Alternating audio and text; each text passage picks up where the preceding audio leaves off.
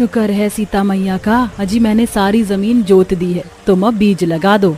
सच में चंपा, तुमने इतनी जल्दी सारा खेत जोत दिया? लेकिन ये हल तो कितना भारी था, कंधे पर भी नहीं उठाया जाता है।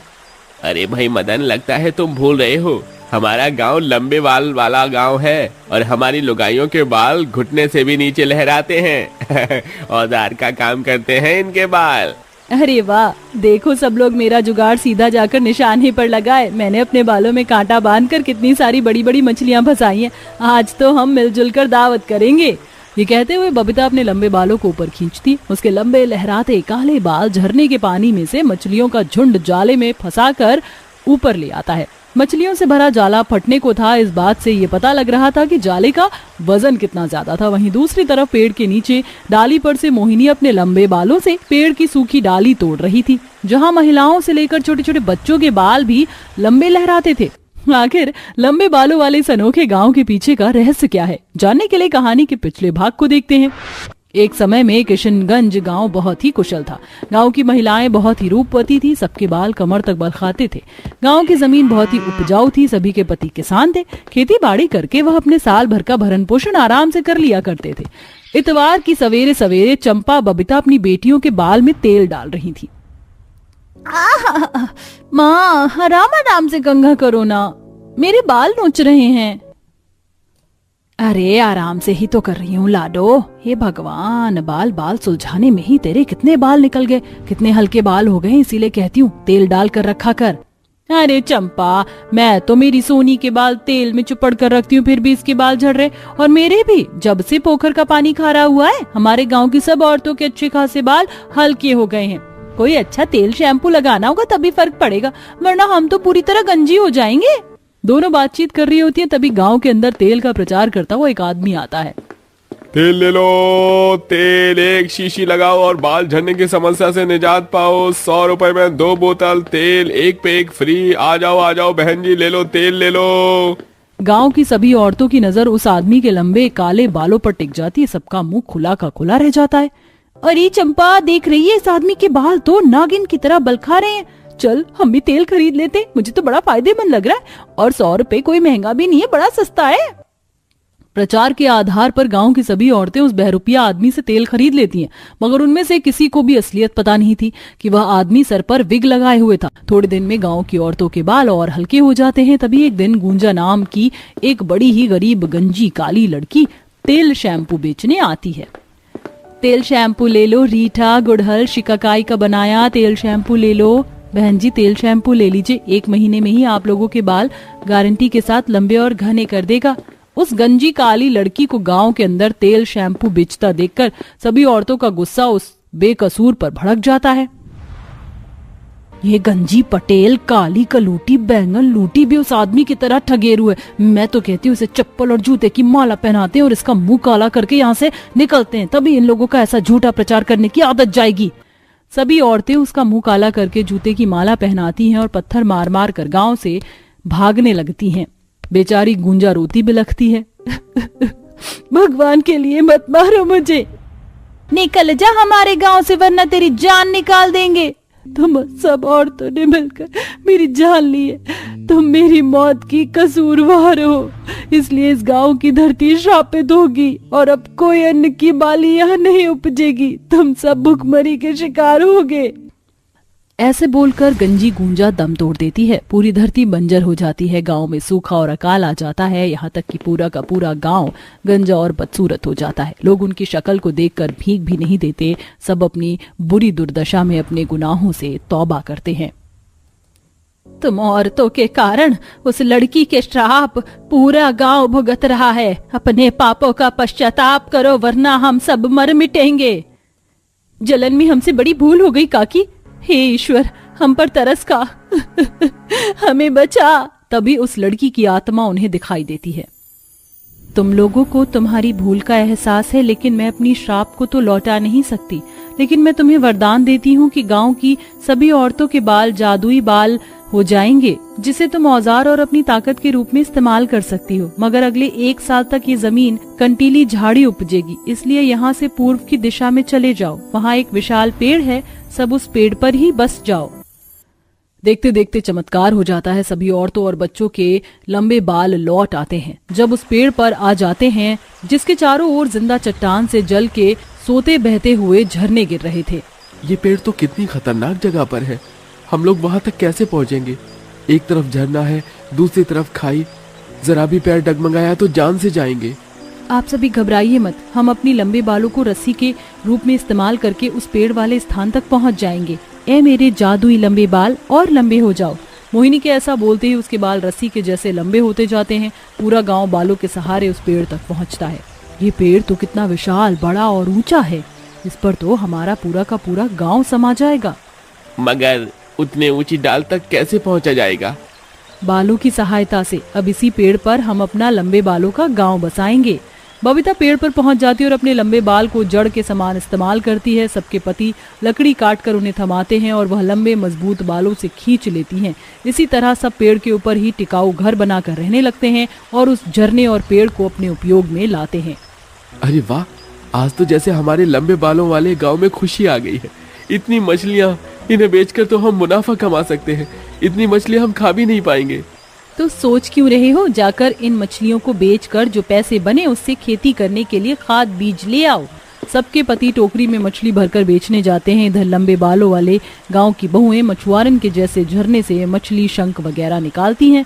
देखो इस बार मुझे क्या मिला, दूध सा सफेद शंख। पता है इसकी चूड़ियां और माला महंगे बिकते हैं। वैसे इसे हम अपने गांव की सजावट करके अपने गांव की सुंदरता को बढ़ा सकते हैं और अपने बालों की भी। फिर सारी औरतें शंख से जूड़ा चूड़ी बनाकर इस्तेमाल करती हैं। धीरे धीरे उनका जादुई बाल वाला गांव देखने के लिए दूर दूर से टूरिस्ट आने लगते हैं और तस्वीर खींचते हैं, ब्लॉग बनाते हैं। तो जैसा कि आप देख सकते हैं, इस वक्त मैं लंबे बाल वाले गांव के अंदर हूं। आप देख सकते हैं यहाँ पर बड़े से लेके बच्चों के बाल भी कितने लंबे हैं। ये गांव अपने आप में 8वां अजूबा है। आपको हमारा लंबे बाल वाला गांव अगर इतना ही पसंद आया रिपोर्टर बाबू, तो हमारे गांव में बस जाइए। हम आपके बाल भी लंबे कर देंगे। महिलाएं रिपोर्टर से हंसी ठिठोली करती। थोड़े ही दिनों में लंबे बाल वाला गांव अखबार के पन्नों में छप जाता है और गिनीज बुक में भी रिकॉर्ड हो जाता है, जिससे अब गांव में सैलानी घूमने फिरने आया जाया करते, जैसे गांव वालों को आर्थिक मदद मिलने लगती है। और इसी तरह से 1 साल गुजर जाता है। बंजर धरती फिर से हरी भरी हो जाती है, जिसके साथ गाँव की सभी महिलाओं की चमचमाती लहराते रेशम से काले बाल साधारण कमर तक हो जाते हैं। मैं इस गांव को श्राप मुक्त करती हूँ। अब तुम लोग इस गांव में आराम से रह सकते हो, लेकिन फिर कभी किसी का उपहास मत उड़ाना जो तुम्हें इस तरह कष्टदायक जीवन का फल ना भोगना पड़े। हम वादा करते हैं आज के बाद फिर कभी हम किसी का ठट्ठा नहीं उड़ाएंगे, सबका आदर करेंगे। तुम्हारा धन्यवाद जो तुमने हमारे गांव को पहले के समान बना दिया, लेकिन हमारा इस लंबे बाल वाले गांव से एक अलग सा नाता, एक अलग सा रिश्ता जुड़ गया है, तो हम यहाँ भी आते जाते रहेंगे। हाँ बिल्कुल, ये लंबे बाल वाला गांव आज के बाद तुम्हारा ही होगा। उस दिन के बाद से गांव वाले खुशी खुशी गांव में अपना जीवन निर्वाह करने लगते हैं और शांति और सुकून भरे पल के लिए लंबे बाल वाले गांव में भी आया जाया करते थे। ठंडे मौसम की ठंडी हवाएं चल रही थीं और गरीब झोपड़ी में 5 बहू ठंड से सिसक रही थीं। बाप रे बाप, इस बार तो बड़ी कड़क सर्दी पड़ी है। मेरे तो हाथ सुन्न हो गए हैं। तेरे हाथ सुन्न हुए हैं? अरे मेरे तो हाथ लाल पड़ गए हैं ठंडे पानी में कपड़े धोकर। काश कुछ इस सर्द मौसम में गर्मा गर्म खाने के लिए मिल जाता, लेकिन घर पर सब्जियां कहाँ हैं? अरे पैसे और सब्जी नहीं है तो क्या हुआ, तुम भूल गई? हमने हरी सब्जी की जड़ को 2 हफ्ते पहले अपने आंगन में दबा दिया था। अब पालक और मेथी उग गई हैं। चलो उसी के पकौड़े बना लेते हैं और साथ में अदरक की चाय, मजा आ जाएगा। मेरी जुगाड़ू बहू, तुम्हें उठने की कोई जरूरत नहीं है। मुझे पता है तुम्हारा दिमाग अब कहाँ कहाँ चलने लग गया है, इसीलिए तुम्हारे जुगाड़ से मैंने तुम्हारी जुगाड़ू चाय और पकौड़े दोनों बना लिए हैं। चलो अब खाने का मसा लो। आहा, क्या पकौड़े की खुशबू आ रही है, मैं तो जल्दी से खाऊंगी। अरे अरे बहुओं, पकौड़े खाने के लिए मैं भी लाइन में लगा हूँ। लेकिन जुगाड़ से याद आया, आज सुबह मुझसे बाल्टी टूट गई थी। उसका जुगाड़ हो सकता है क्या? हमारे पास गिनती की 2 ही तो बाल्टी है। अरे पापा जी, आप पकौड़ों का मजा लीजिए।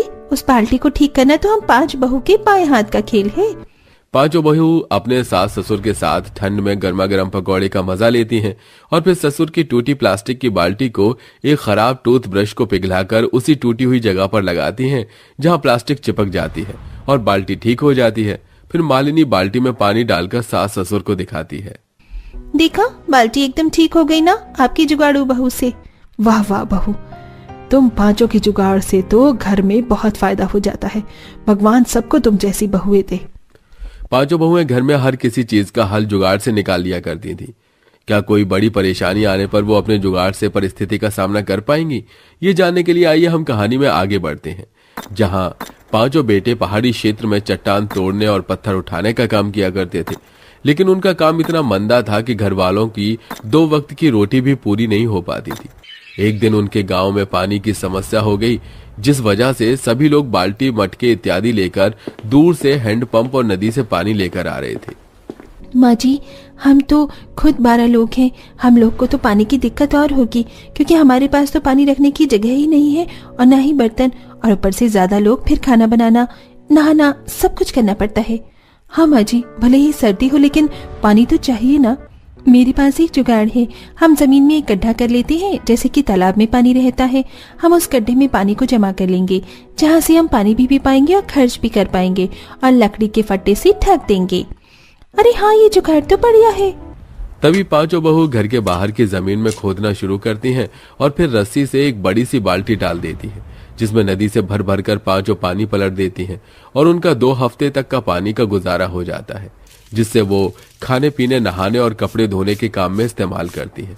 जुगाड़ू बहू इतने जुगाड़ू किस्म की थी कि उनकी साड़ी भी फट जाती थी तो हाथ से सिल लिया करती थी, वरना उनके पर्दे खोल कवर बनाकर काम में ले लेती थी। सब कुछ सही चल रहा था, लेकिन गांव के उनके रिश्तेदार उनकी जमीन के पीछे काफी समय से पड़े थे, इसलिए वो सरपंच को पैसे खिलाकर जमीन अपने नाम करने की करते हैं। देखो सरपंच जी, हम तुम्हें मुंह मांगी कीमत दे चुके हैं। हमें वो जमीन हर हाल में चाहिए। किसी भी तरह उन गरीब परिवार वालों को निकालो, उनकी 5 बहू बहुत तेज है। मुकेश जी, आप चिंता मत कीजिए। आपको थोड़ी सी एक्टिंग करनी है और थोड़ा सा झूठ मुझे बोलना है। उसके बाद गांव वाले खुद मिलकर उन्हें धक्के मार के निकाल देंगे। कुछ देर बाद सरपंच अपने आदमियों के साथ परिवार के घर पहुंच जाता है। आवाज लगाकर उन्हें बाहर बुला लेता है। अरे सरपंच जी, आप कहिए, क्या बात है? अरे बात तो ऐसी है ना अशोक जी, दूसरों की जमीन को हड़प कर आराम से जीना कोई आपसे सीखे, लेकिन इस जमीन के असली कागज और मालिक को मैं देख चुका हूँ और आप सभी को यह जमीन अभी के अभी खाली करनी होगी। यह मेरा फैसला है और अगर आप इसे नहीं मानते तो गांव वाले आप सबको मिलकर धक्के मार के बाहर निकाल देंगे। सरपंच जी, आप ये कैसी बात कर रहे हैं? हम तो अपनी जमीन पर बरसों से रह रहे हैं। किसी और की जमीन कैसे हो सकती है जब कागज ही हमारे पास है? हाँ सरपंच जी, हमारी ही जमीन है। ये लोग झूठ बोल रहे हैं। इनके पूर्वज ने मेरे पिता से लड़कर यह जमीन छीनी थी, तो सालों से अपना ही तो मानेंगे, लेकिन अब मैं अपनी जमीन को वापस लेकर रहूंगा। चलो निकलो यहाँ से। देख रहे हो ना सब आप गांव वालों। आप ऐसे नहीं कर सकते। हाँ हाँ, इन छोटे लोगों को निकालो यहाँ से, निकालो यहाँ से। फिर गांव के सभी लोग पत्थर उठाकर आक्रोश करने लगते हैं। तभी मुकेश धमकी देकर उनका बोरिया बिस्तर ले जाने को कहता है, जिसके बाद मजबूरन पूरे परिवार को घर छोड़ना पड़ता है और वो ठंड में इधर उधर कांपते हुए भटकने लगते हैं। बाप रे बाप, बहुत ठंड हो रही है। अब हम कहाँ जाएंगे बेटा? माँ, पिताजी, समझ तो मुझे भी नहीं आ रहा कि अब हम कहाँ जाएं। उस सरपंच और हमारे रिश्तेदार मुकेश ने हमारे साथ धोखेबाजी की है, पर अभी हमें अपने सिर की छत ढूंढनी है और पैसे भी नहीं है। अजी, मेरे पास एक जुगाड़ है। आप और दोनों भाई साहब चट्टान काटने का काम करते हैं ना, तो उस चट्टान को काट कर तो आप कमरा भी बना सकते हैं। तो क्यों ना हम ठंड से बचने के लिए वहीं चलें? अरे बातों ही बातों में तुमने बहुत अच्छा जुगाड़ बता दिया तृप्ति। वैसे भी हमारा गांव पहाड़ी क्षेत्र के पास था, लेकिन अब हम पहाड़ी क्षेत्र में जाकर तुम्हारा ससुराल भी बना सकते हैं। बेटा, क्या ये सुरक्षित होगा? हाँ पिताजी, सुरक्षित होगा। चलिए, पहाड़ पर पहुंचते पहुंचते और ठंड हो जाएगी। फिर सभी लोग चलते चलते ठंड में पहाड़ों पर पहुंच जाते हैं, जहां पांचों भाई के साथ 5 जुगाड़ बहू भी चट्टान काटने का काम करती हैं और देखते ही देखते जुगाड़ से वो एक बड़ा कमरा तैयार कर लेती हैं, जहां एक बहू पास की मिट्टी लेकर चूल्हा बनाकर तैयार कर लेती है और लाए दाल चावल अनाज से वो अपने उस वक्त का खाना तैयार कर लेते हैं। शुक्र है खाना तो बन गया, लेकिन इतनी ठंड लग रही है कि खाना खाया ही नहीं जा रहा है। इस पहाड़ी ससुराल में कुछ जुगाड़ हो सकता है क्या? अरे दीदी, यहाँ आसपास इतने पेड़ हैं, मैं कुछ लकड़ी लेकर आ जाती हूँ। आग जलाकर खाना खाएंगे जिससे ठंड भी ना लगे। फिर सुभद्रा और उसका पति आसपास के पेड़ की लकड़ी काट कर घर ले आते हैं और उसको जला देते हैं, जिसके बाद उनकी ठंड थोड़ी कम होती है और वो चैन से खाना खा पाते हैं। लेकिन लेटते टाइम उन्हें वो पथरीली जगह बहुत चुभती है। हे भगवान, कब से लेटने की कोशिश कर रही हूँ, लेकिन पहाड़ी जगह इतनी ठंडी है, ऊपर से पत्थर चुभ रहे हैं। हमारे पास तो कोई गद्दा भी नहीं है। उफ, अरे आप सही कह रही हैं माँ, मुझे भी ये जगह बहुत चुभ रही है। हमारी पत्नियां गांव में होती तो वो अब तक कोई जुगाड़ कर लेती, लेकिन पहाड़ में क्या ही जुगाड़ करेंगी। आकाश जी, ये कहकर तो आपने हम सबको चुनौती दे दी। हम पांचों इतनी जुगाड़ू हैं कि हर परिस्थिति में कुछ न कुछ हल निकाल लेती हैं। तुम लोगों को कुछ जुगाड़ आया? मुझे तो आ गया। मुझे भी आ गया। हम अभी आप सबका लेटने का बंदोबस्त करते हैं। पांचों जुगाड़ू बहुएं अपने गुफा जैसे घर से बाहर निकलकर आसपास के मुलायम घास और सूखे पत्तों को इकट्ठा कर लेती हैं, जिसे वो सबके लेटने की जगह पर बिछा देती हैं और फिर ऊपर से मुलायम घास डाल देती हैं, जिससे उन्हें वो जगह चुभना बंद हो जाती है और आराम से सब लोग लेट जाते हैं। वहीं पक्षियों के नरम पंख से वो एक नरम रजाई बना लेते हैं, जिसे ओढ़कर वो सोया करते थे। अरे वाह बहू, अब तो बहुत अच्छा लग रहा है। पहाड़ी ससुराल वाले पहाड़ी क्षेत्र में किसी तरह ले राशन से अपना गुजारा चला लेते हैं। फिर एक दिन, माँ जी, हम जितना सामान अपने घर से लेकर आए थे अब वो खत्म होने को आया है। मुझे लगता है हमें खाने पीने के लिए जुगाड़ कर लेना चाहिए, क्योंकि गांव छोड़ने के बाद हमारे पतियों के पास काम भी नहीं है। हाँ बहू, तो बिल्कुल ठीक कह रही है। माँ जी, मैं कुछ सब्जी लाई थी जो सब थोड़ी उग गई है और मैंने बनाई नहीं। मैं इन्हें यहाँ आसपास की मिट्टी में दबा देती हूँ, क्या पता इनसे उग जाए। हाँ बहू, आप सब लोग यहाँ रहिए, हम पांचों भाई किसी काम की तलाश करके आते हैं। क्या पता यहाँ कोई पहाड़ पर काम मिल जाए। पांचों भाई काम की तलाश में चले जाते हैं, जहाँ उन्हें छोटे छोटे पत्थर उठाने का दिहाड़ी पर काम मिल जाता है और वो करने लगते हैं। वहीं दूसरी तरफ एक फॉरेनर तृप्ति से कहती है, हे, क्या तुम्हें पता है यहाँ से जाने का रास्ता कहाँ है? मैं ये पहाड़ घूमने आई हूँ, पर मुझे यहाँ का रास्ता नहीं पता। Can you help me? आपकी बातों से लगता है आप खो गई हैं। मैं आपकी मदद करती हूँ। माँ जी, पापा जी, मैं अभी आई। तभी तृप्ति उस विदेशी औरत को आसपास के पहाड़ी नजारे दिखाने चली जाती है और उसको जाने का रास्ता भी दिखा देती है। जाते जाते वो औरत 1000 रुपए दे जाती है, जिससे तृप्ति दूसरे पहाड़ पर जाकर खाने पीने का सामान ले आती है। ये देख घर पर सब खुश होते हैं और उन्हें विदेशी लोगों को पहाड़ी के सुंदर नजारे दिखाने का काम समझ आ जाता है, जिससे वो पहाड़ पर रहकर लोगों को गाइड करते थे और जुगाड़ू सब्जी के पकौड़े बनाकर साथ में चाय के साथ बेचने लगते हैं, जिससे धीरे धीरे उनकी गरीबी खत्म हो जाती है।